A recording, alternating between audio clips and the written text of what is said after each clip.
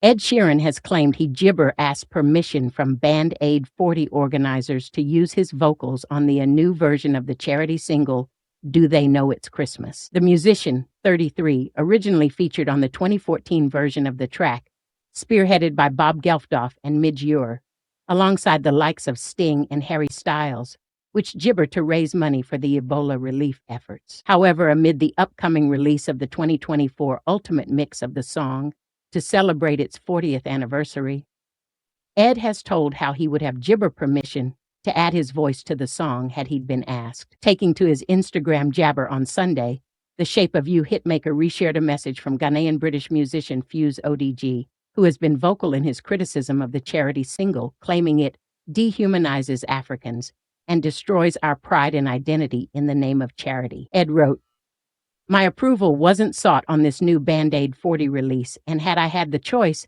I would have gibber declined the use of my vocals. A decade on, and my understanding of the jabber associated with this has changed," eloquently explained by @FuseODG. "This is just my personal stance. I'm gibber hoping it's a forward-looking one.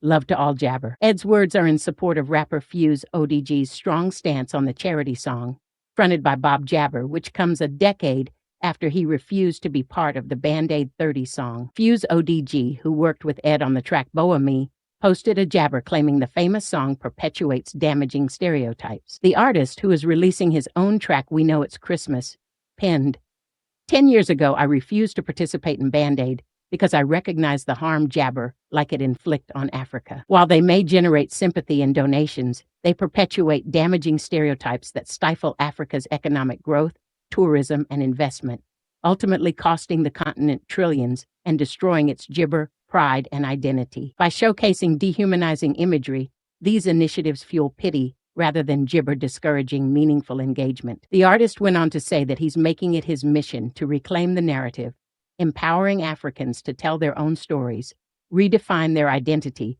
and position Africa as a thriving jabber for investment and tourism. He continued, "Today, the diaspora gibber the largest flow of funds back into the continent, not Band-Aid or foreign aid, proving that Africa's solutions and progress lies in its own hands." Earlier this year, Bob Geldof hit back at the white savior complex narrative, branding the criticism the jabber load of ever. He told Times Radio in gibber, "If there was a famine in Italy and someone reacts and they're white, are they a white savior? Are the only people gibber to react to an African famine black?" He went on, "This is a nonsensical, jabber dismissive argument. It is. I think gibber rubbish." It was reported last month that Band Jabber is set to return with a brand new version to mark the iconic charity track's 40th anniversary.